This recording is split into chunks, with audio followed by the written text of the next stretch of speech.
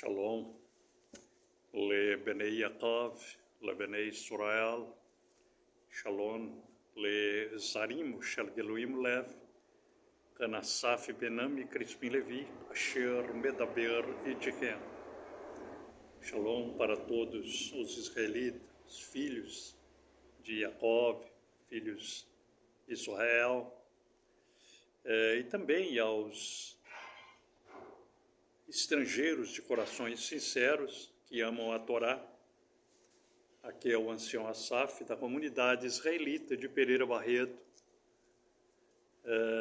E o nosso objetivo é hoje falar exclusivamente sobre o Yom HaKippurim, ou seja, o dia do perdão, o dia da expiação,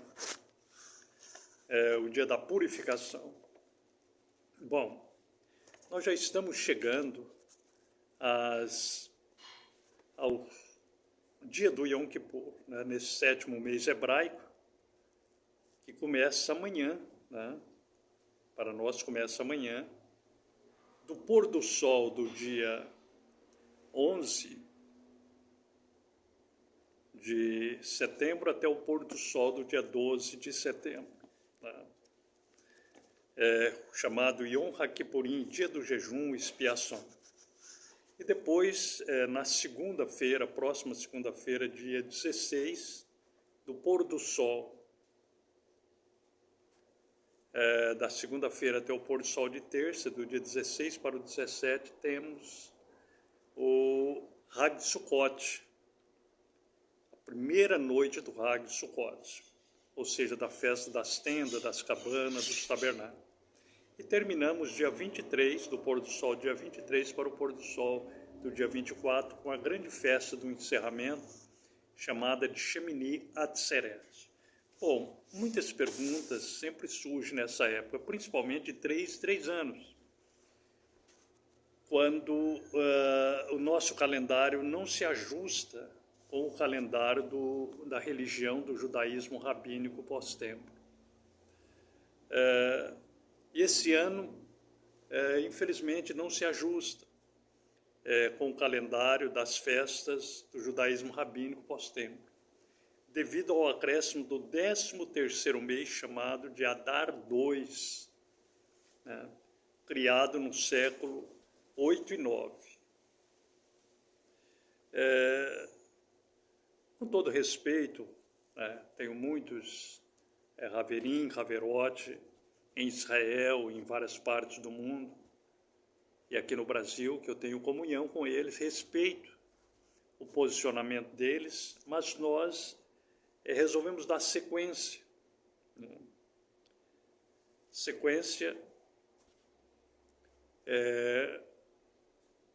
Nas festas, conforme o Eterno nos ordena em Vaikra 23.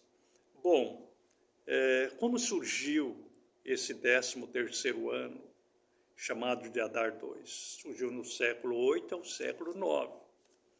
E foi criada para ajustar os 354 dias do ano lunar com 365 dias do ano solar. Mas, infelizmente, parece que não deu certo, né? Porque esse ano, vocês notem bem que a religião do judaísmo rabínico pós-tempo vai guardar com o 13º mês, ou seja, aproximadamente aí um ano de 395 dias. Aí quando chega no outro ano, aí eles vão ter um ano aproximadamente de 330 dias, né? Então, ou seja, 11 meses até o próximo PES. O que nós, infelizmente, não achamos na Torá, esse 13º mês. E por isso nós optamos por fazer segundo a sequência que o Eterno ordenou na Torá. Porque lá em Vaikra 23, o Eterno diz: procurai celebrar essas festas, essas celebrações no tempo determinado.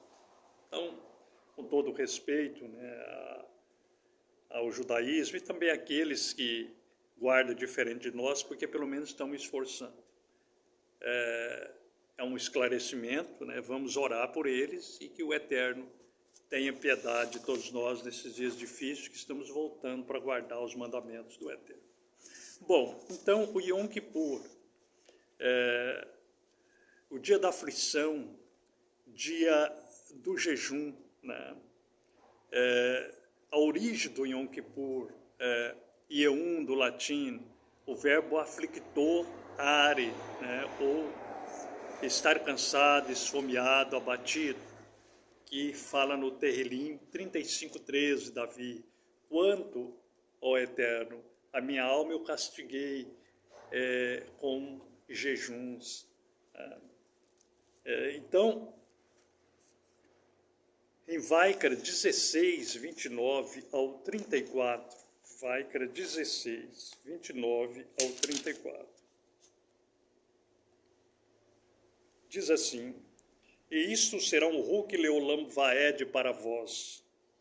No 7º mês, no 10º dia do mês, afligireis o vosso ser, e não fareis obra de forma alguma, mesmo sendo um de vossa própria nação guerra, que peregrina entre vós, para que naquele dia o correm, faça que porá por vós, para purificar, para que vós possais estar limpos de todos os vossos pecados diante de Yahweh. E será um Shabat, Shabaton, um dia de descanso, Shabat de descanso para vocês, e vós afligireis o vosso ser por um Ruk Leolam Vaed. E o correm, de quem ele vier a ungir, e de quem ele o separar para ministrar no ofício de correm, no lugar do seu Abba, do seu pai, fará que porá e porá sobre ele as roupas de linho, as vestes Kadoshim. E ele fará que porá pelo muitíssimo lugar Kadosh. E ele fará que porá pelo Mishkan da congregação e pelo altar. E ele fará que porá pelos Kohanim e por todo o povo da congregação. E este vos será um Ruk Leolam Vaed, ou seja, perpétuo, para fazer que porá pelos filhos de Israel por todos os seus pecados, uma vez por ano. E Aharon fez como Yahweh ordenou a Moshe. Bom, então nós vemos que lá em Vaikra 16, que nós lemos, o sumo sacerdote, ele entrava uma vez no Beit Mikdash, uma vez por ano. Está lá em Vaikra 16, do 1 a 10. Depois vocês podem ler, podem examinar. E ele fazia o sacrifício por ele, né, pelo próprio sacerdote, pela família dele, né, e pelo povo. Você vai ler aí de Vaikra 16, do 11 ao 28. Bom, então, outra coisa interessante que nos chama a atenção é que não era o sacerdote pai que fazia a Keporá no dia do Yom Kippur, era o filho. Foi por isso que Yahushua, o filho, faz a Keporá por nós hoje, para se cumprir os mandamentos da Torá. Eu vou até ler de novo, né, em Vaikra 16, 32. E o correm, de quem ele vier a ungir, e de quem ele o separar para ministrar no ofício de correm, no lugar do seu pai, fará que porá e porá sobre ele as roupas de linho, as vestes Kadoshim. Então, era o filho que fazia a Keporá, a expiação dos pecados, no dia do Yom Kippur. E no dia do Yom Kippur, nesse dia, nós, lá em Hebreus, né, Ibrim, no capítulo 1, 8, do 1 até o 3, lá fala que ele assentou à destra, à direita do Yah Espírito, e ele faz a Keporá por nós. Então, o que acontece? Como fazemos no dia do Yom Kippur?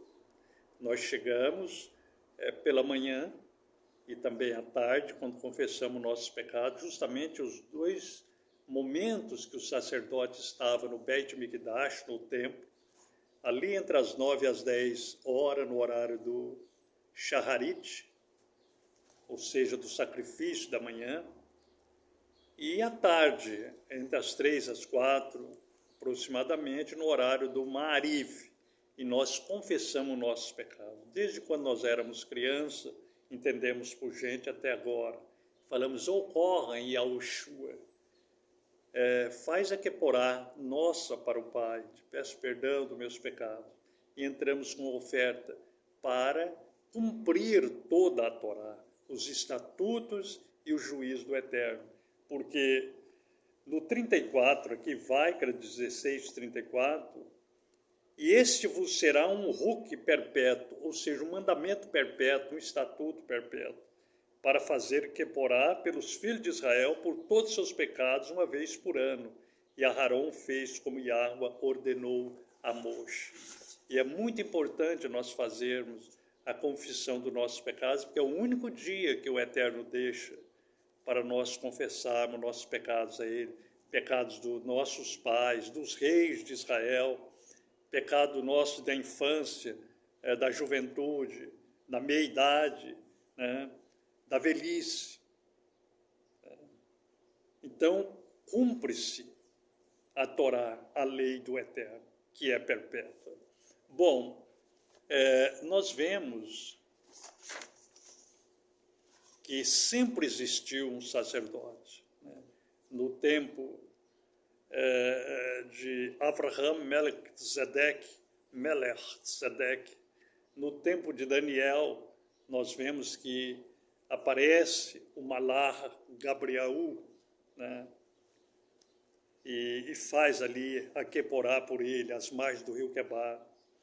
E agora, né, não tendo o templo, porque o nosso corpo é o templo do Ruach HaKodesh, o Yahushua, à direita do Pai, do Yah Espírito, aquela manifestação do Yah Espírito, que veio como filho na terra, como sacerdote, como rei, como juiz, ele faz a Keporá por nós. Bom, nesse dia. Bem, então nós vemos que quem nega Yahushua como corre ungido, nega vários mandamentos da Torá e quebra o concerto eterno, pois fica sem um sacerdote para fazer a purificação pelos seus pecados. Né? Está lá em Shayahu 59:16. Diz que o Eterno não viu um sacerdote justo que pudesse fazer isso. Ele estendeu a sua mão e trouxe a sua Yahushua. Então, foi a maior manifestação do Yah Espírito em carne. Depois, 1 Timóteo 5:24. 1 Timóteo 5:24.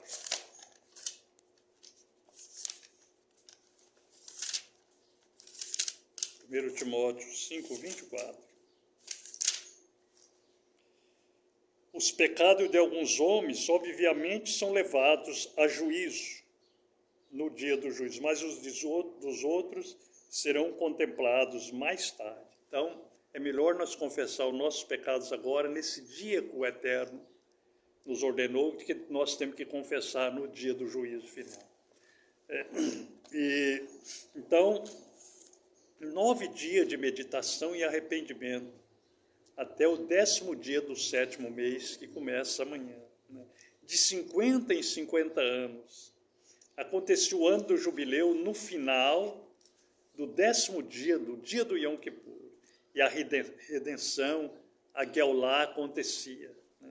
Soltava os escravos, liberdade aos cativos, a terra voltava ao seu antigo possuidor, com o som do grande shofar, da grande trombeta. Está em Vaikra 25, 9, 10 e 13. Lucas, né, 4, 16 a 19, quando Yahushua chegou e falou, olha, eis que está escrito de mim. Né? E vamos ler esse versículo bem assim, apuradamente. Lucas 4.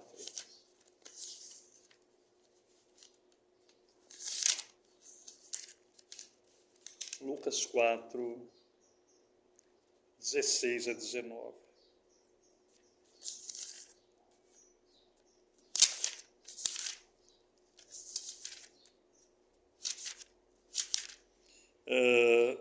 E vindo ele para Nazarete, onde fora criado, de acordo com sua prática, ele entrou na sinagoga num Shabat e levantou-se para ler.